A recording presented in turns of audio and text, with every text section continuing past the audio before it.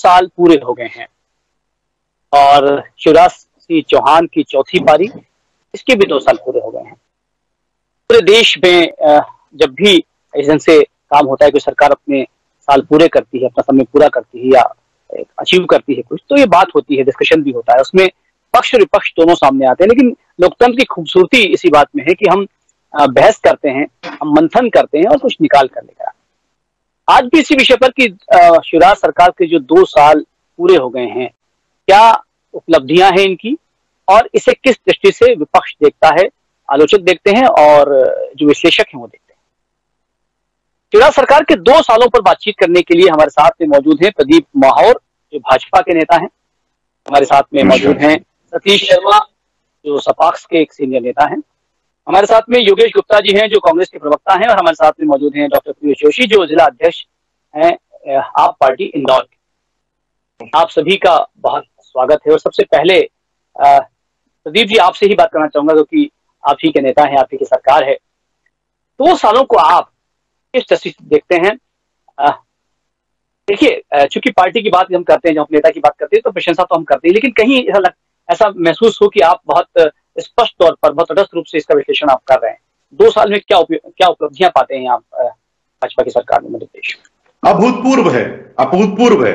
अभी सबसे बड़ी उपलब्धि मैं ये मानूंगा, जिस प्रकार से हमारे पूरे देश में कोरोना फैल रहा था, मध्य प्रदेश ने कोरोना के समय पे जिस तरह से वैक्सीनेशन किया, सबसे महत्वपूर्ण होता है, देखिए जान है तो जहान है।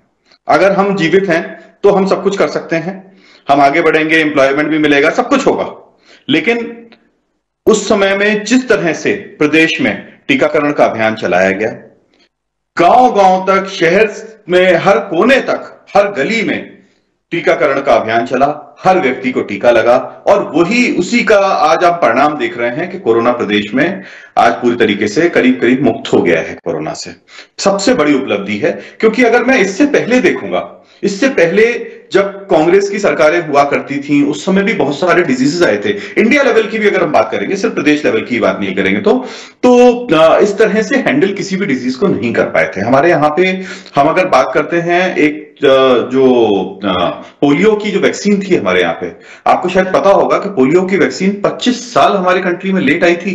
भारत में 25 साल लेट आई थी, 25 साल तक लोग पोलियो से मरते रहे और कांग्रेस की सरकार थी, प्रदेश से लेके क्या बोलते हैं, राज्य से लेके हर तरफ, लेकिन ये लोग पोलियो की वैक्सीन अवेलेबल नहीं करा पाए। और जब अवेलेबल हुई उसके बाद भी हमको पोलियो से लड़के उसको खत्म करने में 25 साल लग गए। आज पूरे विश्व में ऐसा नहीं है कि कोरोना खत्म हो गया है, पूरे विश्व में बहुत सारे ऐसे देश हैं जो आज भी कोरोना से बहुत बुरी तरीके से मार खा रहे हैं।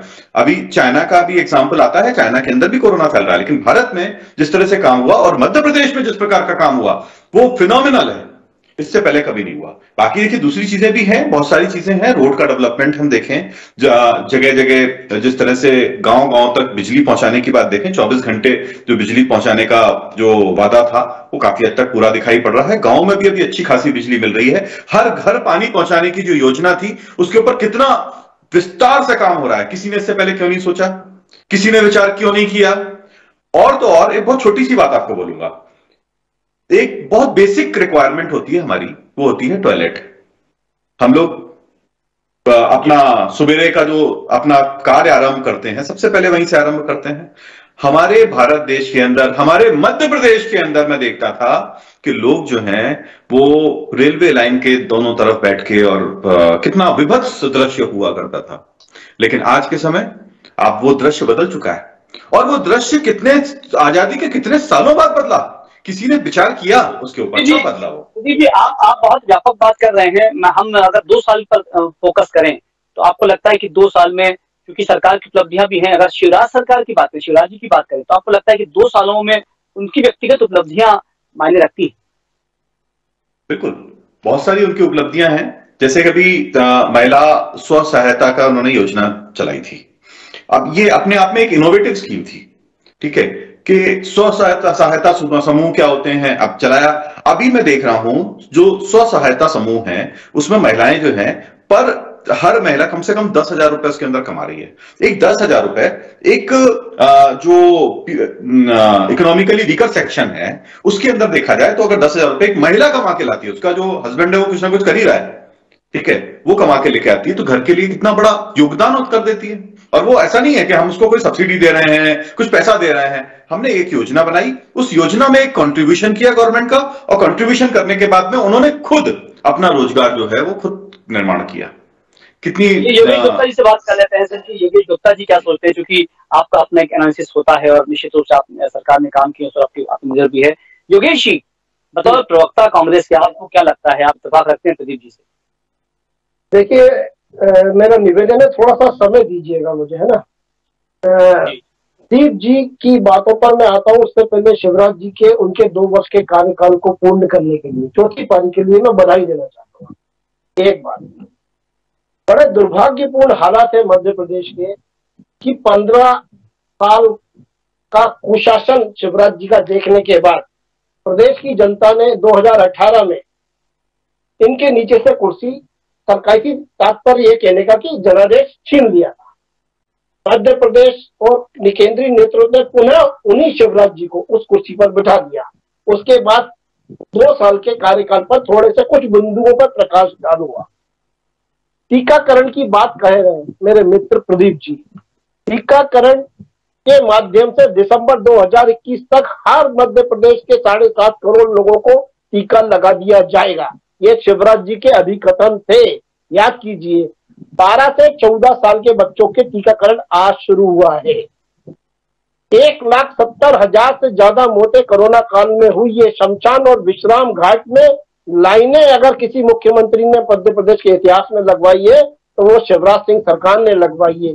भू माफियाओं के कितना आतंक था, माननीय कमलनाथ जी की सरकार में हमने प्रभावी कार्रवाई के माध्यम से लगभग 15 वर्षों से प्रताड़ित मध्यम वर्ग को जो राहत पहुंचाई थी वो आज तक शिवराज जी नहीं दिला पाए। शराब माफियाओं के आतंक के कारण मध्य प्रदेश में जहरीली शराब से मरने वाले लोगों की मौतों के आंकड़े सर्वाधिक चौंकाने वाले पिछले 40-50 वर्षों में। मेरे मित्र प्रदीप जी ने पोलियो टीकाकरण की बात करी। पोलियो मुक्त भारत, मध्य प्रदेश की पोलियो मुक्त भारत का श्रेय कांग्रेस को जाता है। अगर उस समय टीका नहीं लगाया होता तो आज टेढ़ा है पर मेढ़ा है सब चल रहे होते, और वो भी फ्री लगाए गए थे मगर जताया किसी को नहीं गया था। इसी प्रकार अनेक ऐसी गंभीर बीमारियां कांग्रेस के शासन में आई जिनके ऊपर प्रभावी ढंग से कांग्रेस सरकारों ने काम ही नहीं किया, बल्कि आम जनता का जीवन रक्षण किया। जीवन रक्षण दवाइयों की कालाबाजारी, कहने का तात्पर्य ड्रग माफियाओं का किस प्रकार आतंक था वो 2 साल में हमने देखा। रेमडेसिविर इंजेक्शन की कालाबाजारी, हमीदिया हॉस्पिटल से इंजेक्शनों की चोरी, और चोरी में संलिप्त भारतीय जनता पार्टी के पदाधिकारी और कार्यकर्ता, जांच के नाम पर नतीजा ढाक के 3 पार, आज तक कोई निष्कर्ष नहीं। गुमटी माफियाओं का आतंक मध्य प्रदेश में, अगर मैं भोपाल राजधानी की बात करूं तो हमारे पूर्व विधायक जिन्होंने गुमटियों को मध्य प्रदेश में जाल सा बिछा दिया, और जब भी उनके ऊपर अतिक्रमण का दस्ता कार्रवाई करने जाता है ये अतिक्रमणकारियों के बुलडोजर के सामने लेट जाते हैं, नगर निगम कार्यालय धरना प्रदर्शन करते हैं। तो इस प्रकार की शिवराज जी की कार्य प्रणाली रही है। मध्य प्रदेश का कृषक अगर सर्वाधिक प्रताड़ित हुआ है तो यूरिया संकट के लिए पिछले 50 वर्षों में इन 2 सालों के अंदर, और बाढ़ आपदा राहत, बीमा की राशि, इन सब की बात लंबी लग रही है निश्चित रूप से। चलिए प्रदीप जी आपसे बात करेंगे, लेकिन हमारे साथ सतीश शर्मा जी मौजूद। सतीश शर्मा जी, प्रदीप जी आपसे बात करेंगे लेकिन सतीश शर्मा से बात करें। सतीश जी, आपको क्या लगता है, चूंकि प्रदीप जी जो बात करेंगे निश्चित रूप से वो सकारात्मक पहलुओं पर ही बात करेंगे, योगेश जी बात करेंगे तो नकारात्मक पहलुओं पर बात ही करेंगे। क्या तटस्थ रूप से भी बात कही जा सकती है कि ये अच्छी बातें रही है, ये बुरी बातें रही है, ऐसा कुछ कह सकते हैं? देखिए, मैं जो व्यक्तिगत रूप से मानता हूं और पिछले 2 सालों में मैं देख रहा हूं, तो सरकार प्रोपोगंडा ज्यादा कर रही है, यानी इवेंट मैनेजमेंट जिसको कहते हैं, और दिखावा बहुत अधिक है और यथार्थ धरातल पर बहुत कम है। इस बात को इन्हें स्वीकार करना चाहिए। और मैं तो ये कहना चाहता हूं कि अगर ये अपने प्रदेश की प्रतिभाओं को भी अगर आगे नहीं बढ़ा सकते हैं, बड़ा विडंबना वाली बात है। जो अंतर्राष्ट्रीय स्तर पर परफॉर्म कर रहे हैं ऐसे कुछ लोग हैं जो विदेश नहीं जा पाए, विश्व प्रतिस्पर्धा में क्वालिफाई करने के बावजूद, अथक मेहनत करने के बावजूद। ये सरकार का दोष है। ऐसे लोगों को ये सम्मानित भी नहीं करते, ना ही उनके प्रति केवल एक संदेश डाल देते हैं कि शुभकामनाएं, बधाई और ये, और लेकिन प्रतिभाओं को वाकई किसी तरह से कोई मदद नहीं करते।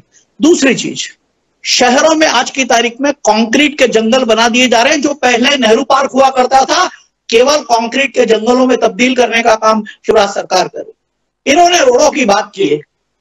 रोडों की जो स्तर है, जो शहर के अंदर रोड बन रही, इतने घटिया स्तर की सड़कें हैं कि आप 1 साल पहले बनी हुई सड़कें खत्म हो चुकी है। और दूसरी बात, इनका आपस में समन्वय नहीं है। पहले रोड बनाते हैं और बाद में ड्रेनेज लाइन के लिए उसी रोड को खोदते हैं, यानी इनके बीच में समन्वय है ही नहीं। और अगर इस स्वास्थ्य की बात करते हैं तो आज भी कई सारी स्वयंसेवी संस्थाएं, संस्थाएं अगर नहीं हो तो लोगों को असमय मृत्यु प्राप्त हो जाएगी। कहना बहुत आसान है, बहुत कुछ हो रहा है, वैक्सीन लग रही है, सब कुछ हो रहा है, ये झूठी बात है। मैंने भी अपने इस पैंडेमिक के दौरान मेरे 3 भाइयों को खोया है। जवाब है आपके पास? दरमियान वो जो समय है वो तो इतना ज्यादा भयावह था कि उसे याद करके भी अब जो है हम सिहर जाते हैं।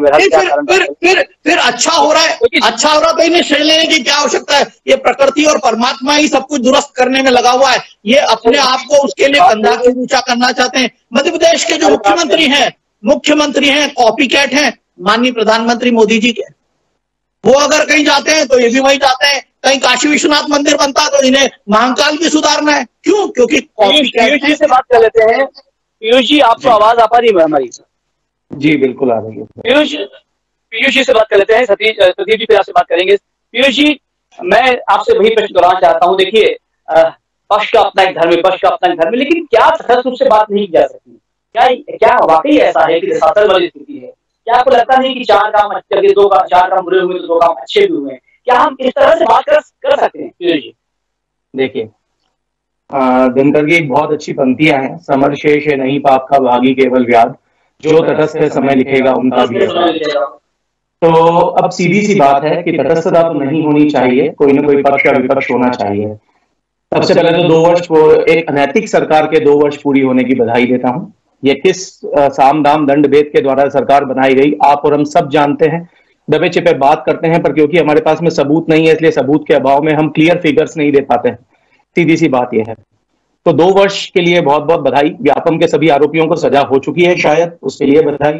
डंपर घोटाले के सभी आरोपियों को सजा हो चुकी है, उसके लिए बधाई। रेती माफिया पूरी तरीके से प्रदेश से जा चुका है, उसके लिए बधाई। कोरोना के बारे में तो मैं क्या ही कहूं, मतलब मैं स्वयं एक पेशे से चिकित्सक हूं, कोविड के कई मरीजों का इलाज किया है। कोरोना को कोई व्यक्ति यदि जिस तरीके का त्रास आम जनता ने देखा है दवाइयों की, ऑक्सीजन की कमी को लेकर, उसको यदि कोई अपनी उपलब्धि बताता है तो मेरी पूरी संवेदना है उस व्यक्तित्व के साथ में कि भाई आप यदि कोरोना काल को अपनी उपलब्धि बता रहे हैं तो शायद जाके एक बार भगवान के सामने बैठे और अपने मन में झांके और खुद से ही प्रश्न कर लें कि ये उपलब्धि थी या नहीं थी। मध्य प्रदेश भारत में दूसरा सबसे ज्यादा दुखी राज्य है, तो हैप्पीनेस मंत्रालय को बहुत बहुत बधाई जो शिवराज सरकार ने इसके पूर्व कार्यकाल में बनाया था। नर्मदा के किनारे जो 6 करोड़ पेड़ लगाए गए थे, वो पेड़ शायद पिछले 2 साल में बहुत बड़े हो चुके हैं और लहलहा रहे हैं। और नर्मदा का जो पूरा है उसके आसपास का वन क्षेत्र बहुत अच्छा विकसित हो चुका है, उसके लिए बहुत बहुत बधाई। टीकाकरण का कार्य ठीक तरीके से किया गया है, ये बात हम भी मानते हैं। पर टीकाकरण का जो कार्य किया गया है वो स्वास्थ्य महकमा कई टीके 18 अलग अलग प्रकार के टीके यूनिवर्सल इम्यूनाइजेशन प्रोग्राम से लगाए जा रहे हैं अलग अलग तरीके से। और जो स्वास्थ्य महकमा है वो एक एक लेवल पे मौजूद है, इसलिए वो टीकाकरण का कार्य किया गया और वो आज से नहीं पिछले कम से कम 3 या 4 दशक से मौजूद है। शिवराज सिंह जी के कार्यकाल में 5000 से ज्यादा प्राथमिक स्वास्थ्य केंद्र बंद होने की कगार पे आ चुके हैं, 25,000 से ज्यादा स्कूल बंद होने की कगार पे आ चुके हैं। मेरे ख्याल से थोड़ा आत्मावलोकन की बहुत बड़ी आवश्यकता है। आज का दिन बहुत बड़ा दिन है।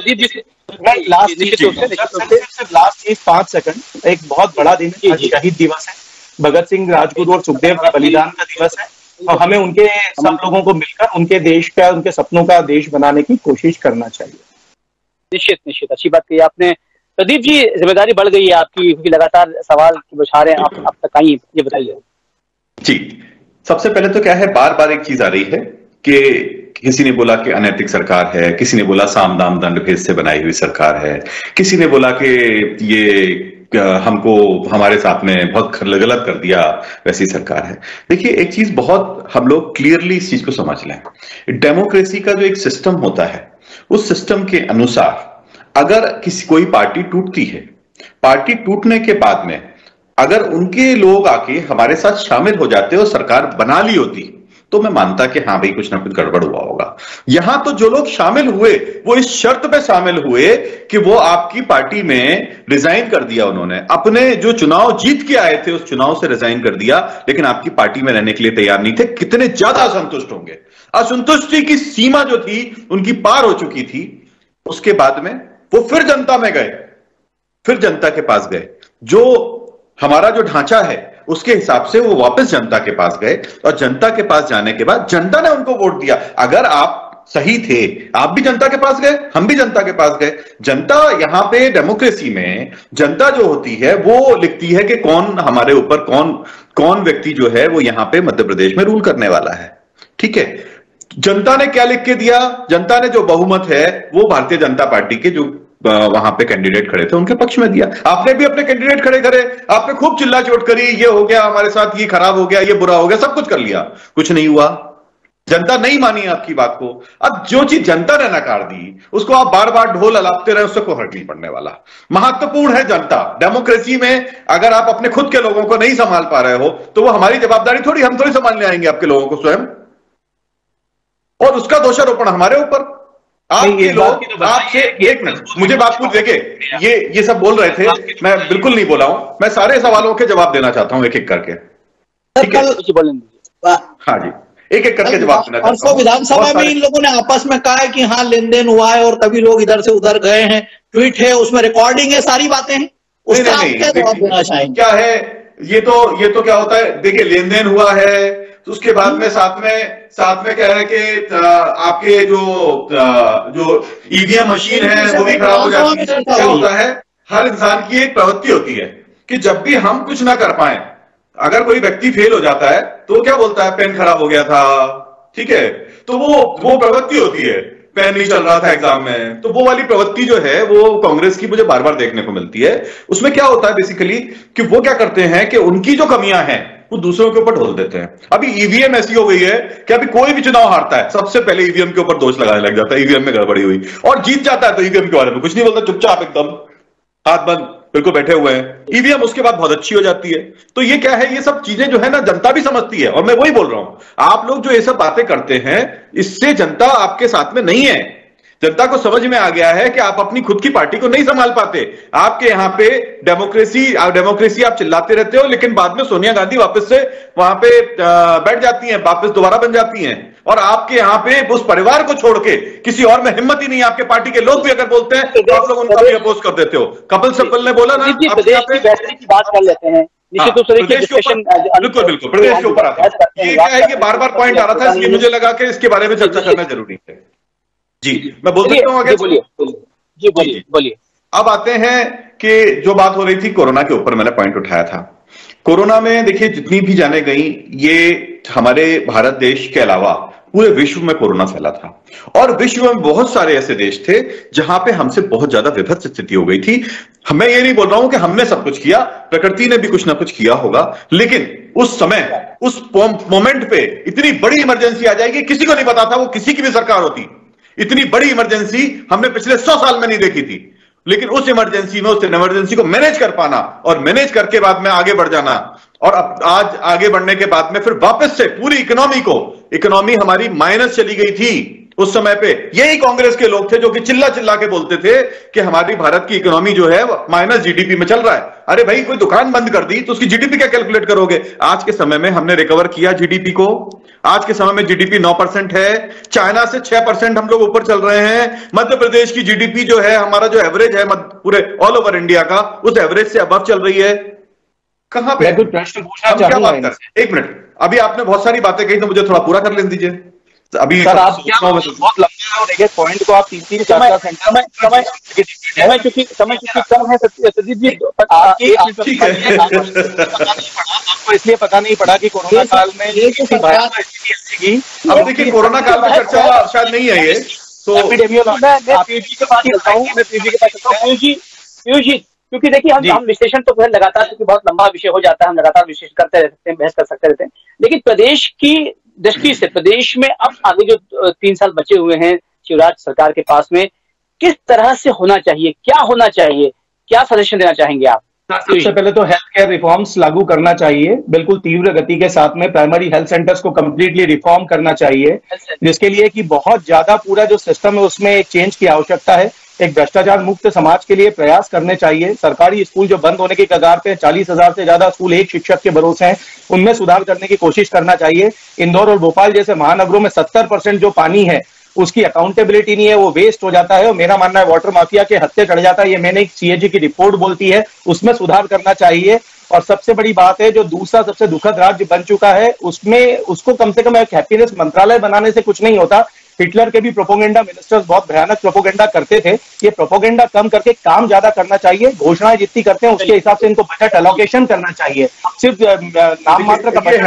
हैप्पीनेस इंडेक्स पे मैं जरा कुछ बोलना चाहता हूँ थोड़ा सा। ये अभी 2 बार आ चुका है हैप्पीनेस इंडेक्स, 2 दिन पुरानी रिपोर्ट है। योगेश जी से बात करते हैं। योगेश जी कोई सजेशन देना चाहेंगे? एक मिनट के लिए, थोड़ा सा, एक आधे मिनट के लिए जी। देखिए, हैप्पीनेस इंडेक्स की ये लोग बात कर रहे हैं बार बार। अभी देखिए, हैप्पीनेस इंडेक्स का क्या है, 2 तरीके के हमारे यहाँ पे मूल्यांकन की पद्धति है पूरे के पूरे विश्व में। क्योंकि मैं खुद इकोनॉमिक्स का स्टूडेंट रह चुका हूं और आगे भी हमेशा जानने की और समझने की कोशिश करता हूं, इसलिए आपको बता रहा हूं, आपके भी काम आएगा। ये बार बार इस प्रकार की बातें नहीं करेंगे आप। फिर क्या होता है कि एक तो हमारा जीडीपी पैटर्न होता है जिसमें हम इकोनॉमी का वैल्यूएशन करते हैं, और एक हैप्पीनेस इंडेक्स का पैटर्न होता है। अभी क्या है कि एक नया सिस्टम आया है इंटरनेशनली कि हैप्पीनेस इंडेक्स को भी मेजर करना चाहिए, लेकिन इंडिया ने मेजर हो रहा है क्योंकि इंटरनेशनल ऑर्गेनाइजेशंस कर रहे हैं, लेकिन इंडिया ने उस हैप्पीनेस इंडेक्स के मेजर को एक्सेप्ट नहीं किया है। हम लोग अभी जीडीपी पैटर्न पे चल रहे हैं, जिसको ग्रॉस डोमेस्टिक प्रोडक्ट बोलते हैं, मतलब क्वांटिटेटिव। एक मिनट आप तो बोलिए जब मैं पूरा कर दूं। 1 लाख करोड़। देखिए, 2 तरीके के, आप डॉक्टर हैं, 2 तरीके के वैल्यूएशन होते हैं, एक होता है क्वांटिटेटिव, एक होता है क्वालिटेटिव। ठीक है, क्वालिटेटिव वैल्यूएशन को कभी क्वांटिफाई नहीं किया जा सकता। ठीक है, इसीलिए हमने ये मान के चला कि क्वांटिटेटिव वैल्यूएशन पे ही चलना चाहिए, क्वालिटेटिव को अभी हमको छोड़ना चाहिए। अब हैप्पीनेस इंडेक्स में आप खुश है कि नहीं है, आपके मन में मैं जाके कैसे देख सकता हूं, बताइए डॉक्टर साहब, आपके मन में जाके मैं देख सकता हूं क्या? एक सेकंड, एक और उदाहरण दूंगा इस पूरे के पूरे इंडेक्स। थोड़ा सा मौका दीजिए, बस इतना सा इनके हैप्पीनेस इंडेक्स को जरा बता दूं। देखिए, हैप्पीनेस इंडेक्स की बात है, अमेरिका का हैप्पीनेस इंडेक्स हमसे बहुत अच्छा है, लेकिन वहां के जितने भी लोग हैं, मैं आपको बता दूं, 90% ऐसे लोग हैं, भाई साहब बीच में मत बोलिए, 90% ऐसे लोग हैं जो कि कोई ना कोई ड्रग लेते हैं, कोई ना कोई ऐसी मेडिसिन लेते हैं जिससे उनको नींद आती है। उसके बाद हम समझते आप कैसे कैलकुलेट करेंगे? कैलकुलेशन का कोई पैरामीटर नहीं। योगेश जी से बात करते बहुत संक्षिप्त में। योगेश जी, क्या आपको लगता है कि ये कुछ सुझाव ऐसे हैं जो आप दे सकते हैं प्रदेश सरकार की बेहतरी के लिए? योगेश जी शायद आवाज नहीं पहुंच पा रही है। सतीश शर्मा जी, आपसे बात करना चाहूंगा बहुत संक्षेप में। आप चूंकि क्रिटिसाइज आपने किया, अच्छी बात है आपके घर में, लेकिन कुछ चीजें ऐसी बताइए कि क्या आपको लगता है कि प्रदेश में शिवराज सरकार को ये करनी चाहिए ताकि प्रदेश सरकार की जनता है उसका भला हो? देखिए, हम लोगों ने शिक्षा के लिए एक आंदोलन किया था, जागो जागृत पालक संघ के माध्यम से, और सरकार के खिलाफ एक ऑर्डिनेंस लेकर आए थे हम सुप्रीम कोर्ट से। उसका कंप्लायंस तक पिछले 8 महीने से सरकार नहीं करा पाई है, और शिक्षा माफिया को खुले रूप से प्रदेश की जनता को लूटने के लिए इन्होंने स्वतंत्र छोड़ दिया उन माफियाओं। क्या चाहते हैं? तो इन लोगों को उन पर लगाम कसना चाहिए, और जो भी शिक्षा के जो जितने भी मंदिर कहे जाते हैं वो एक ट्रस्ट के माध्यम से चलते हैं, और ट्रस्ट जो है नो प्रॉफिट नो लॉस पे काम करता है। लेकिन इन्होंने उन्हें खुली छूट दे रखी है। माननीय इंदर सिंह जी परमार साहब ने कहा कि मर्जी आए उतनी फीस आप बढ़ा सकते हो, आप वृद्धि कर सकते हो। तो फिर जो हम लोग एक ऑर्डिनेंस लेकर आए हैं फीस नियंत्रण बिल, उसका क्या औचित्य है? और आप जब तक उसके कंप्लायंसेस को कंप्लीट नहीं करते, आप हाईकोर्ट की कंप्लायंस को कंप्लीट नहीं करा पा रहे हो सरकार में रहकर, आप सुप्रीम कोर्ट की कंप्लायंस को कंप्लीट नहीं करा पा रहे हो सरकार में रहकर, आप बच्चे को जिसका भविष्य इस मध्य प्रदेश की प्रगति को तय करेगा, उसके भविष्य के साथ आप खिलवाड़ कर रहे हैं। और ये लगातार हो रहा है। आपके मुख्यमंत्री का काफिला भी सांवेर में रोका गया था, लेकिन आज तक उससे संदर्भित किसी प्रकार का कोई जवाब मुख्यमंत्री के माध्यम से हमें प्राप्त नहीं हुआ है। तो आप समझ सकते हैं कि आप कितने उदासीन हैं शिक्षा को लेकर, कितने उदासीन हैं आप शिक्षा को लेकर। और शिक्षा मूलभूत है, और स्वास्थ्य के प्रति तो आप कितने लापरवाह, इसका कोई हिसाब नहीं है। Thank you very much. Thank you. Thank you, thank you. जो ऐसी बातें हैं जिन पर बात की जानी चाहिए वो हमने बातचीत की। साधना न्यूज का उद्देश्य भी यही था कि 2 साल पूरे होने के बाद में हम किस दिशा में मध्य प्रदेश सरकार को देखें और किस आम जनता की सुख सुविधाओं की बात करें, कैसे आम जनता और बेहतर जिंदगी जीने की कोशिश करे, इस पर बहस होनी चाहिए थी। बहरहाल आप हम सबसे जुड़े, बहुत सारा धन्यवाद। आप देखते रहिए साधना न्यूज मध्य प्रदेश छत्तीसगढ़।